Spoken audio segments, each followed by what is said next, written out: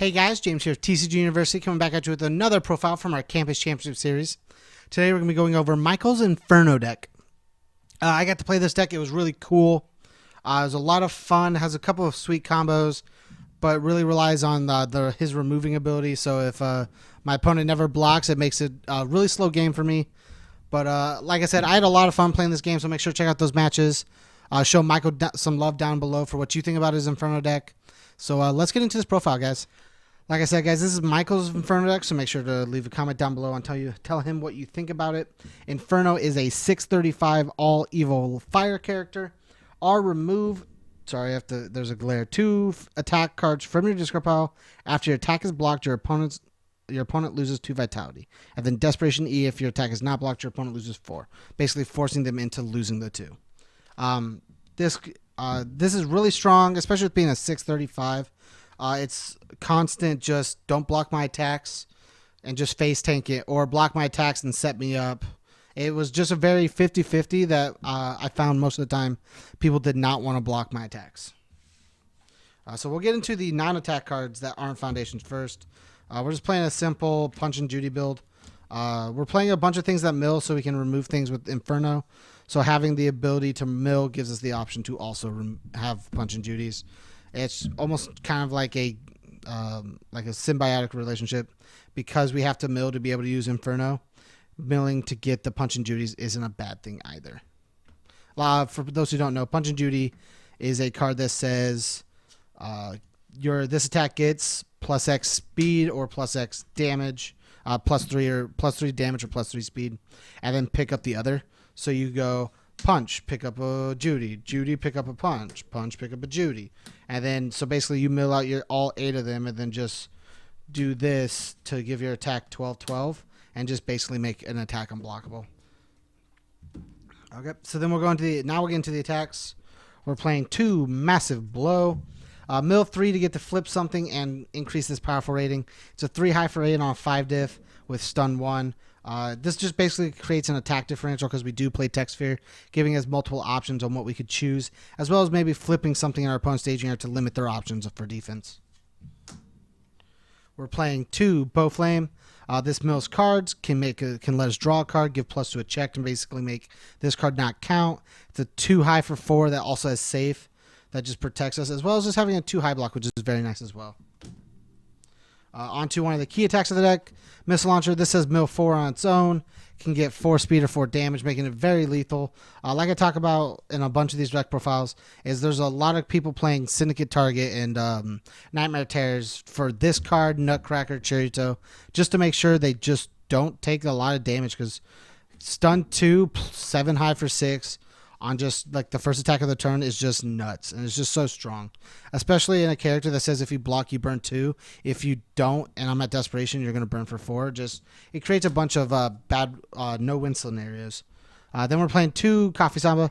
This is a 1 check. Missile Launcher was a 2 checks. We are playing bad checks, but because we're milling, the idea is we're hoping to either draw this or not, and to draw this or to mill it just to make sure it's not in our deck. Drawing it's really cool. Removing it's really cool. Being in the discard pile means we don't check it, so that's really cool. But basically, this card says draw 2 as cost, so your opponent can't negate it, and then your opponent draws 2 as well. And then the other ability benefits off of that by saying it gets stun X and multiple X equal to the number of cards in our opponent's hand. So we give them a bunch, so they keep a bunch of cards for defense to make sure they can block, and only take the 2, so they don't have to keep whiffing on stuff. And then we give them more cards and stun out their entire board, and then they're unable to block, and then if we're a Desperation, they just start taking 4 for free. We're playing 2 Hell Vortex. This card was really good. This is one of my favorite cards when we were playing, if I didn't misplay with it a bunch, because I did. Discard the top 4 cards of your deck, so it benefits how we're trying to play it. And then remove up to 2 cards from your opponent's discard pile.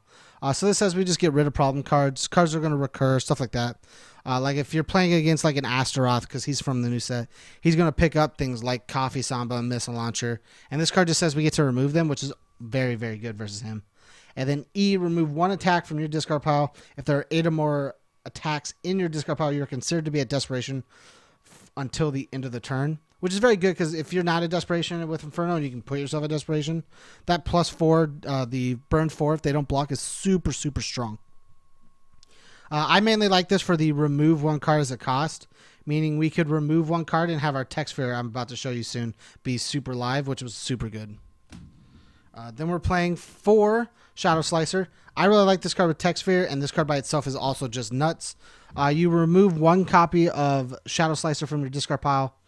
After this attack resolves, add it to your hand. So like with tech sphere says you copy everything, and then basically use its ability to just remove a Shadow Slicer and add this attack back to your hand. So you would add the tech sphere back and just get to do it again. It also has the ability to lose 2 vitality and give itself +2 speed, +2 damage, which is also very good because if we face tank a few things and don't go directly to desperation, we can put ourselves to desperation with Shadow Slicer. So that's really good. Then we're playing 2 Phobia. This card plus Punch and Judy is like an auto win versus most things. Just being able to stun out entire board and then give 12/12 to this, making it a like 30 damage attack is just nuts. It's a 32 damage attack. It's just nuts. Like I said, we remove attacks, so tech sphere getting to copy any of those is super, super good. So we're going to play that, of course. Onto the foundations. We're playing 3 Wishing Ward. Mill 3 to get rid of momentum is very strong. We don't want multiple attacks to have just be able to get us. We want to make sure we're not just going to get blown out by like Powerful or something like that. We're playing 3 Inhuman Speed. Sometimes we can just, because our opponents don't like to block, we gain momentum very easily, meaning we can get more, we can give ourselves speed, as well as just being a life deterrent. Life gain deterrent is very good. We're playing 3 Soul of the Sword. Fire Enhance, discard the top 3 cards of your deck. Your attack is +1 damage. I like this card in this deck just because you get to mill for like Punch and Judy. You mill for like Shadow Slicer so you can remove more. Just having the ability to mill and then getting to remove stuff with it is very good.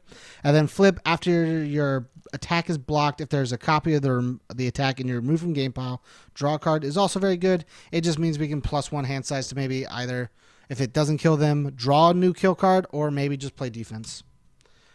3 God of War. We destroy foundations we don't need to give plus to our checks once per turn. It's very good. Worthy Vessel. It's a 1/5 with a 3 high block. Flip. Remove 1 card from either player's discard pile from the game. It's really good. It says we can auto just do tech sphere. It says we get rid of things in our opponent's discard pile that we don't want them to have. And then once per turn, we can lose a vitality to give an attack 2 damage or take away 2 damage from an attack. So that's also very good. Then we're playing 3 Memories of Fallen Warriors. After our attack is partially blocked, it gets +1 damage. Has a 1 high block. It's a 1 for 5. It's very good. Just makes our opponent take more damage with the half block. Energy Absorption. We can't use the bottom E, which is very disappointing. We figured that out later because we're not 5-handers, so we don't get to do it. But mill 3 cards, give an attack +2 or -2 damage is also very good for our combo and for our life. Mill 2 for 1 speed with Unhealthy Diet is very good because we want our attacks to get through, or we want our opponent to overcommit to block. We're playing 3 Second Saintly Beast. Mill 3 to give +2 or -2 speed is very good defensively for us, and then if we want to push a kill card through, is also very good offensively. For mill and build, we're playing Folktale Storyteller. After you play this card, you can mill the top 3 cards of your deck, or discard the top 3 cards of your deck. And if you have 2 or more foundations, it just adds down to your staging area face. It adds back down to your staging area, meaning you just get to build one card for free on your turn, meaning you just get to go in. We're playing 3 Born from Destruction. E, commit, draw 1 card, only playable if you have lost vitality this turn. So if your opponent reversals you, it's good defensively. And then E, if there's a copy of this attack and you remove from game pile, this attack gets +1/+1, is also very strong. Then we're playing 3 Prideful Personality. It's a discard 2, draw 2 card. Lets us take bad hands and make them into hopefully good hands. Just says we get rid of cards we don't want in our hand to hopefully draw cards we do. And then 3 Spaceland. It's a mill 2 for 1 damage, which is also very strong because we need more damage to put output and we want more cards in our discard pile. Thanks again for checking out the profile, guys. If you want to support us, go to patreon.com/TCGUniversity. Drop us a couple dollars there if you're able to. If not, don't worry. All that content we do put out later on YouTube. So all the content on Patreon is up earlier than it is on YouTube, but if you can't support us on Patreon, it does come out later on YouTube, so you don't have to worry about that. If you like this Inferno deck, let Michael know down below. If you want to tell him some tips and tricks on the Inferno decks you build, or just tell him how much you like it, make sure to leave a comment down below. And if you can't support us on Patreon but still want to help us in some way, we would love it if you could like, comment, share, subscribe. Thank you to everybody that helped us get to 500 subscribers. And as always, guys, stay learned.